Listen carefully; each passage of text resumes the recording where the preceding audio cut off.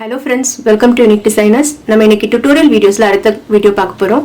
இன்னைக்கு பார்க்க போற ஸ்டிட்ச் பேர் வந்து பட்டர்ஃப்ளை ஸ்டிட்ச்னு சொல்லலாம். இது வந்து நெக் லைனுக்கு யூஸ் பண்றதுக்கு ரொம்ப நல்லா இருக்கும். ஒரு 1/2 inch விட கொஞ்சம் கம்மியா ஒரு 1/2 cm அந்த அளவுக்குலாம் போடிங்கனா வந்து ரொம்ப கியூட்டா இருக்கும் இந்த டிசைன் பார்க்கிறதுக்கு. இன்னைக்கு நம்ம சின்னதா ஒரு ஸ்ட்ரைட் லைன்ல போட்டு பார்ப்போம். அதுவே வந்து நீங்க யூ ஷேப்ல நெக் லைன்ல போட்டு பிராக்டீஸ் பண்ணிக்கலாம். சோ இப்போ நான் ஒரு லைன் வரைஞ்சிருக்கேன். நடுவுல வந்து just ஒரு 1/2 inch கேப் விட்டுட்டு கீழ இன்னொரு லைன் போட்டுருக்கேன். ரெண்டுலயுமே வந்து ஈவன் டிஸ்டன்ஸ்ல பாயிண்ட்ஸ் மார்க் பண்ணிருக்கேன். இதுல எங்க மார்க் பண்ணிருக்கேனோ அதே மாதிரி கீழே மார்க் பண்ணிருக்கேன். சோ இது வந்து ஒரு ஸ்கொயர் மாதிரி ஆகும். நம்ம இப்ப இத டிசைன் பண்ண போறோம். இந்த பாயிண்ட்ல இருந்து த்ரெட் வெளிய எடுத்துக்கலாம். silk thread வந்து டபுள் ஸ்ட்ராண்ட் எடுத்துர்க்கேன். அது மாதிரி நீடில் வந்து நம்பர் 14 யூஸ் பண்றேன். இந்த மாதிரி thread இந்த இடத்துல இருந்து எடுத்துட்டு கீழ் லைன்ல செகண்ட் பாயிண்ட் இங்க வரைக்கும் ஒரு ஸ்டிட்ச் போட்டுக்கோங்க.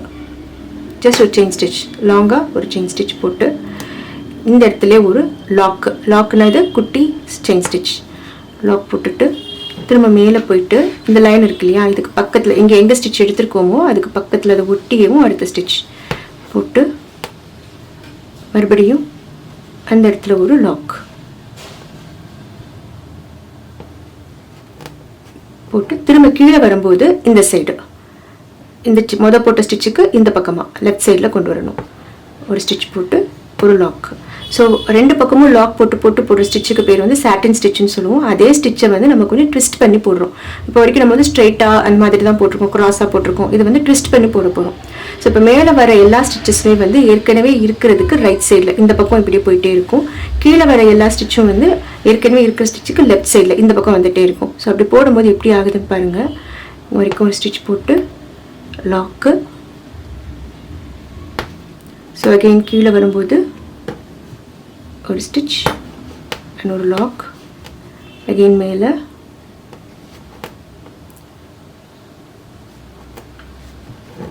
கீழே. இப்போ பார்த்தீங்கன்னா நம்ம ஸ்டிட்ச் வந்து ஸ்ட்ரைட் ஆயிடுச்சு. அண்ட் நடுவில் வந்து ட்விஸ்ட் பண்ண மாதிரி இருக்கு, ஒரு முறுக்கி விட்டதுன்னு சொன்னாலும் அந்த மாதிரி இருக்கு. மேலே ஒரு லாக்கு, கீழே ஒரு லாக். ஈவனாக இருக்கணும் ஸ்டிச்சோட ஹைட்டு லென்த்து இதெல்லாம் ஈவனாக போட்டிங்கன்னா பர்ஃபெக்டாக நீட்டாக வரும்.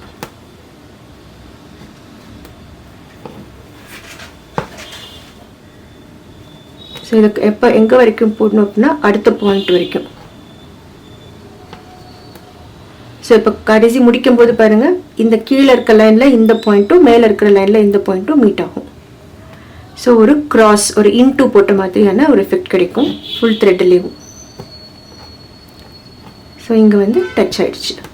இப்போ அடுத்த பாக்ஸ் இது வந்து ஒரு பாக்ஸ் கம்ப்ளீட் பண்ணியிருக்கோம். இதே மாதிரி அடுத்த பாக்ஸ் போடுறதுக்கு இங்கே வரைக்கும் இதே மாதிரி கீழே வர ஸ்டிச்செல்லாம் இந்த பக்கம் போட்டுகிட்டே வரணும், மேலே வர ஸ்டிச்செல்லாம் இந்த பக்கம் போட்டுகிட்டே வரணும். ஸோ இதுதான் வந்து இந்த ஸ்டிச்சோட கான்செப்ட்.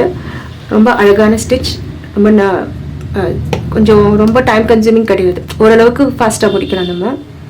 ஸோ நெக் லைனுக்கு யூஸ் பண்ணக்கூடிய ஒரு ஸ்டிச். இந்த லைன் ஃபுல்லாக கம்ப்ளீட் பண்ணிவிட்டு காட்டுன்னு பாருங்கள். இப்போ இந்த செகண்ட் பாக்ஸ் கம்ப்ளீட் ஆக போகுது. இப்போ பார்த்தீங்கன்னா இங்கே வரைக்கும் போட்டுட்டு இது மறுபடியும் இந்த லைன் இந்த பாயிண்ட் இருக்கு இல்லையா அதை டச் பண்ணும். அண்ட் கீழே வரும்போது இங்கே ஏற்கனவே நம்ம முடிச்சிருக்கோம்ல இதை ஒட்டி இந்த இடத்துல ஒரு ஸ்டிச் போட்டுக்கணும். அதாவது கேப் எதுவும் ஃபார்ம் ஆகக்கூடாது. கேப் இல்லாமல் இந்த எண்டு வரைக்கும் இதை ஒட்டுற வரைக்கும் ஸ்டிச் போட்டுக்கோங்க. அப்போதான் வந்து கம்ப்ளீட் ஆகும். நமக்கு இந்த இடத்துல ஒரு சின்ன டைமண்ட் ஷேப்பில் ஒரு ஃபார்மேஷன் இருக்கும், ஒரு கேப் மாதிரி ஃபார்ம் ஆகும். இதே மாதிரி எல்லா இடத்துலையும் ஒரு குட்டி குட்டி டைமண்ட் வரும். அதுக்கப்புறம் அதை எப்படி ஹைலைட் பண்ணணும் அப்படிங்கிறத பார்க்கலாம். இப்போ இது முடிச்சிட்டோம் இல்லையா, இது பார்த்தீங்கன்னா எல்லாமே வந்து ஈவனாக நடுவில் ஒரு ஸ்கொயர் மாதிரி ஒரு டைமண்ட் ஷேப்பில் ஒரு ஃபார்மேஷன் இருக்கும்.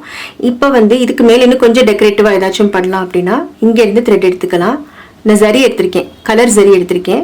அதில் வந்து லைட் ப்ளூ கலர் எடுத்திருக்கேன். அதை எடுத்துட்டு திரும்ப இந்த இடத்துல இது இப்படி மேலே போட்டிங்க அப்படின்னா ஃபைனலாக பார்க்கும்போது உங்களுக்கு எப்படி இருக்குன்னா இது வந்து இது மாதிரி ஏற்கனவே த்ரெட்டை பஞ்சாக போட்டு அதை இப்படி கிளிப் பண்ண மாதிரி இருக்கும். சென்டரில் போடுறது இது மாதிரி 2 தடவை இந்த இடத்துல ஸ்டிச் போட்டுட்டு